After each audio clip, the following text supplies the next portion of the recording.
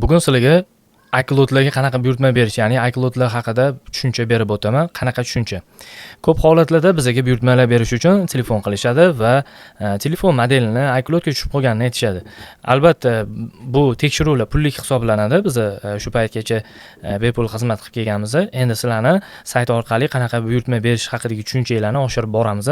Demak, biz deylik, siz telefoningiz iCloud holatiga tushib qoldi. Birinchi navbatda mana FMEOF chek xizmatidan foydalanamiz. Birinchi navbatda bizga clean lostligi kerak bo'ladi. Clean lostligini ustiga bosganimizda atiga 530 so'm evaziga botda kredit to'ldirib, deylik, albatta 530 so'm to'ldirmaysiz. Kamida 100 ming so'm depozitingizni tashab qo'ysanglar tekshirish uchun yetarli. Agar siz iCloud xizmatidan rostdan ham foydalanmoqchi bo'lsangiz. Demak, shu email yoki seriya raqamini kiritdingiz va javobi keldi. Javobi quyidagicha keldi. Hop, men sizlarga ko'rsatib o'taman. Qanaqa holatda? Hop. Sizning telefoningiz deylik iPhone 11. Chek mana shu yerda chek lostga zakaz berdingiz va javobi quyidagicha keldi. Albatta, Find My iPhone 10, ya'ni iCloud bor, qizilda ko'rsatib qo'ygan. Sani iCloud holating toza, clean. Demak, bu holatda birinchi etapdan o'tdingiz degan. Ikkinchi etapi G6 ma'lumoti. G6 ma'lumoti albatta eng kerakli ma'lumot hisoblanadi.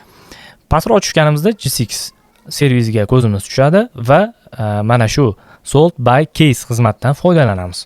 Va har doimgidek email yoki seriya raqamingizni kirgizasiz. Kirgizganingizdan keyin mana shunaqa javob olasiz. Deylik, iPhone modeli, qayerdan sotilgani, qaysi magazin nomi, qachon sotib olingani va faol bo'lgani, versiyasi, davlati, masalan Xitoy ekan bu. Keyin iCloud holati, cleanligi, keyin look carrier. Carrier nima degani? O'sha GSM holatini sim karta ishlamasligi. Buni sim kartani uz email bilan tenglashtirmaylar. Bu umuman boshqa narsa, sim lock degan narsa. Deylik, agar siz telefoningiz sim lock bo'ladigan bo'lsa, telefonga sim karta qo'ysangiz hello holatda bo'ladi. Sim kartani olsangiz faollashadi. Xullas, sim karta ishlatib bo'ladi, bo'lmaydi degan ma'nodagi. Demak, bu yerdan unlock, ya'ni qulf dunyo bo'ylab sim karta ishlash huquqiga ega. Xo'p, keyingi masala esa mana mashinaga qarab buyurtma berasizlar. Demak, keyingi masala hozir bu yerda deylik Xitoy yoki boshqa sizniki Amerika yoki Yevropa bo'ladigan bo'lsa, yana pastroqga tushamiz. Pastroqda mana agar siz telefoningiz Rossiya regioniga tegishli Qozog'iston Rossiya bo'lsa, bu xizmatdan foydalanasiz. Mana ko'rayotganingizdek emailkasi yo'q kirgizasiz va full o'sha boyiga olgan G6 ma'lumotingizni kiritasiz. Mana shuning uchun kerak. Xo'p, bu yerda qoidalarni o'qing. Albatta, bu faqat Rossiya, Qozog'iston uchun ishlaydi bu servis. iCloud clean bo'lishi kerak. Boyiga holatda sizniki clean edi va hech qanday case yomon holat bo'lishi kerak emas. Yomon holat mana bu. Agar shunaqa holat bilan buyurtma berib qo'ysanglar, bu xato, pulingizga kuyib qolasizlar yoki 6 oy, 1 yillab kutishingizga majbur bo'lib qolasizlar. Keyingi masala aytayotdiki, Apple Sold by Apple. Apple tomonidan, haqiqiy Apple magazinlaridan sotilingan iPhone'lar bu yerda qo'llab-quvvatlanmaydi va lost telefonlar qo'llab-quvvatlanmaydi. Agar siz mana shu qoidalarga rioya qilmagan bo'lsangiz, avtomatik tarzda bajarildi bo'ladi, pulingizga kuyasizlar. Bu albatta to'g'ridan to'g'ri API, ya'ni o'sha servislarga borib tushadi, ulardan javobi keladi saytga. To'g'ridan to'g'ri sizlar foydalanasizlar va jarayonlarni kuzatib borasizlar. Keyingisi mana Yevropa. Agar Yevropaga tegishli bo'lsa, Yevropani, agar amerikanskiy bo'lsa, Amerikaga tegishli bo'lsa, Amerikani tanlaysizlar. Va o'zingizlar ko'rib chiqsanglar bo'ladi. Har xil holatdagi bu yerda Yaponiya bor, Xitoy bor, shunga qarab hammasini belgilaysizlar. Agar sizlarniki Apple Watch bo'lsa, Apple Watch. Keyingi masala albatta Apple Sold ham bor.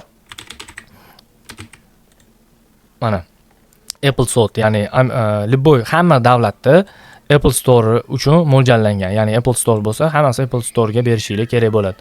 Mana bu yerda hamma kerakli ma'lumotlarni berishingiz kerak bo'ladi. Avvalambor Apple Store'ga Owner Info kerak bo'ladi. Owner Info nima? Owner Info bo'yicha hozir men sizlarga ko'rsataman. Emailni bildinglar, full G6 ma'lumot nimaligini bildinglar. Endi men sizlarga Owner Info ni ko'rsataman. Owner Info deb yozamiz. Mana bu yerda Owner Info, ya'ni hozir bizaniki Apple Store'ni topib olamiz. Mana o'rtoqlar, demak, Outlook telefonlar owner info sold by Apple. Demak, botga emailni kiritasizlar va order bosganinglarda botda owner nima, sizlarning telefoningizga haqiqiy egasini ism familiyasi. Demak, shu ism familiya asosida mana bu Apple Store'ga buyurtma beriladi. O'zingizlarning ism familiyalarni yozsanglar, albatta bu отказ bo'ladi, ya'ni rad javobi kelishi mumkin. Shuning uchun bekorga xizmatlar, bu xizmatlarni ko'rsatmayman. Mana shu xizmatlar bilan bu owner info, demak, sizlar Amerikadan kelyapti telefon, sizlarning telefoninglar amerikanskiy, demak, Amerikani qaysidir fuqarosi sotib olgan va sizlarga yetib kelgan. Ana o'sha haqiqiy egasini ism familiyasini yozasizlar, kelgan ma'lumot, full G6 va seriya email raqamini kiritasizlar. Buyurtma berasizlar. O'zingizlarning ism familiyani kiritib qo'ysanglar, bu xato bo'ladi va bekorga vaqtingiz ketgan bo'ladi, отказ olasizlar. O'rtoqlar, sizlarga tushunarli bo'ldi deb o'ylayman. Keyingi videolarda izohlarda qoldirsanglar, shu xizmatlarga qarab videolar tayyorlab beramiz.